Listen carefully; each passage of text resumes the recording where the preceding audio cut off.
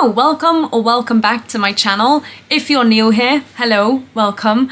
I like to do bullet journaling type things, and I also like organization and pie charts and tracking things and basically finding 101 different ways to track my life. So that's what's in today's video, which is basically I made a chart actually at the start of 2022 where I tracked my emotions for every day of the year, and then I did that again in 2023, and I have started it for 2024 as well. Now for 2022 I did make a video just like this where I took that data and made it into pie charts, and I've done that again today, but it was a bit different in 2022 because I only allowed myself one emotion per day. For 2023, and I'm pretty sure for 2024 as well, but obviously that's not going to be until next year, I have allowed myself 2 emotions per day, plus I've got a couple of other symbols that I used as well. I didn't track those in the pie charts, but I do just want to talk about them now. So I allowed an exclamation mark for if there was an extreme or a strong emotion, if it was really like a lot, because I noticed that in 2022 there were some days that I would call exciting, and then there were some days that I wanted to call very exciting, but I had no way to differentiate that. Then, because of the way I did it, I changed my happy days, because basically in 2022, most of my days were happy, which is really good, obviously, but I felt like, right, I need to try something. I don't want to put happy there. So I changed happy to chill. And then I realized very quickly that chill didn't always cover when it was just a good, happy day. And I had nothing else to sort of put in there. So I then made chill/happy.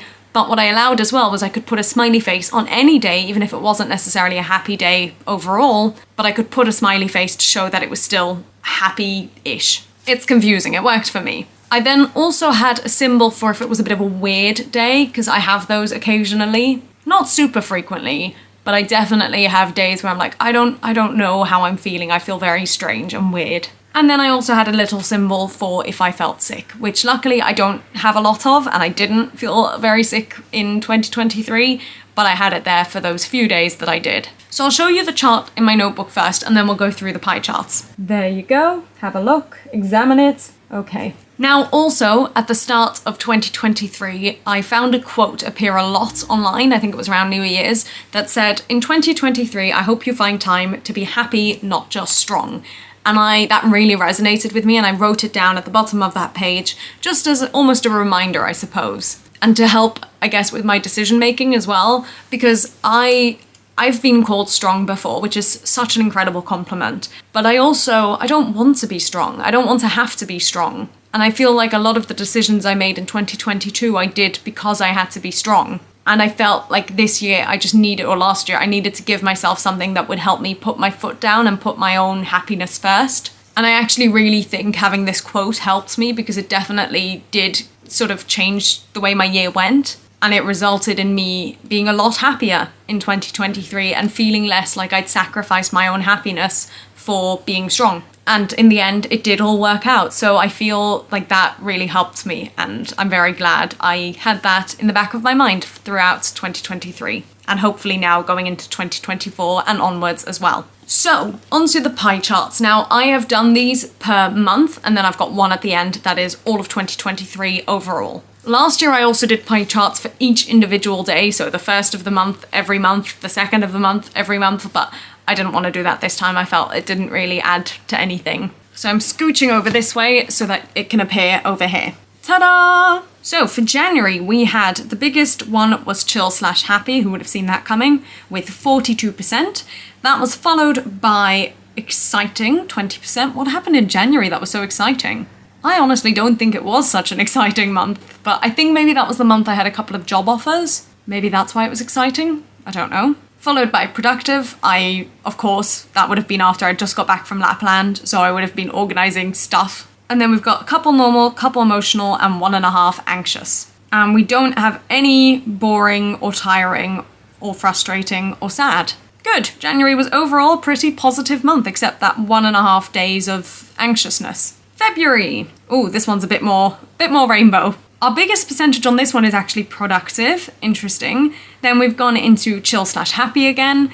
Then we've got exciting. Nice. What was exciting in February? I don't understand this. Then we've got one normal day, one tiring day, one anxious day, half a sad day, and half an emotional day. Ooh, February, for only being 28 days, it was a crazy month. March, huge chunk that was chill/happy, followed by exciting again. Then we have 2 that were emotional, 2 that were tiring, 1 productive, 1 normal, 1 frustrating, and half anxious, or is that sad? No, that's anxious. Cool. Okay, now we're going into the month that I was in Australia. Here we go. Let's see what that was. Probably a lot of chill days, I imagine. Yeah. I wasn't expecting quite that, but yeah, fair enough. So 23 chill/happy days. Of course, I wasn't doing loads in Australia. I was working, but still not doing loads. And I was with my family, so of course I was happy. 2 productive days, 1.5 tiring days. That was probably, I imagine, just the days of travel or jet lag. And then 1 boring day, interesting. 1 emotional day. That was probably the day I left Australia, I imagine. 1 exciting day, and then half an anxious day. Fun. I imagine that half an anxious day was probably the day I filmed Growing Up Sucks. Although maybe that was in March. No, I can't remember when I left Australia. Or went to Australia, sorry. I don't know. May. Okay, still a lot of chill/happy. Quite a lot of exciting days in May. This was the month. Yes, of course this was exciting. I had quite a big Dutch audition, which obviously didn't go anywhere, but it was exciting anyway. I also started my job on the river cruise in May, and I got to see a friend on a river cruise in May. And I got to see my grandparents and spend a lot of time in Holland, so overall, really good month. 2 tiring days, 2 productive days, 1 frustrating day, interesting, half an anxious day and half a sad day. That was maybe the day I left Holland? I don't know. Interesting. June, also loads of chill/happy, lots of productive days in June, that's good. Surprising, actually, considering that was the first month I was fully working on the river cruise. 2.5 tiring days, 2 emotional days, 2 exciting days, and 1 normal day. But overall, pretty positive for first month on a river cruise. July, oh, that's a huge percentage of chill/happy. Very nice. 2.5 normal days, 1 tiring day and 1 exciting day. 1.5 anxious days, that's not lovely, but oh well. And half a frustrating day. That was probably a turnaround day or something. August, again, lots of chill/happy days. 3 anxious days, again, those were probably turnaround days. No, that doesn't make sense. I wasn't anxious on turnaround days. What happened in August? Wonder if I can see the dates. The 18th of August. Oh, my camera's about to die. And then I've got a lot of half days, actually. Interesting. Am I gonna get through this before it cuts out? I'm not convinced. September, chill, happy, productive, normal, sad. That's not good. But those were probably the Jewish holidays, actually, that I was sad. 1 tiring day and half anxious. October, ooh, less chill, happy, more productive, emotional, exciting, frustrating, normal, and half an anxious day. November, very big chunk of chill/happy, productive, ooh, quite a lot of emotional days as well in November. Okay, interesting. Exciting, tiring, boring, and anxious. December, again, quite a big chunk of chill/happy, but actually we've got a really big chunk of frustrating here, which I'm not really surprised by because I definitely remember that was probably all the hot water issues on the boat. And all the other things that happened in the winter season. 3 productive days, 1 normal, 1 tiring, and 1 anxious. And finally, before my camera dies, 2023 overall, huge percentage of chill/happy, that's 60%, 13% is productive, 8% is exciting, I can't quite see where it goes next. Oh, normal and emotional are fairly split, tiring is next, then I would say anxious and frustrating are about even 3% each. And then, of course, my camera died seconds before I reached the end. So once again, examine 2023. I don't actually have my laptop open, but that's what overall 2023 looked like. So overall, it was a pretty good year. Lots of chill and happy days.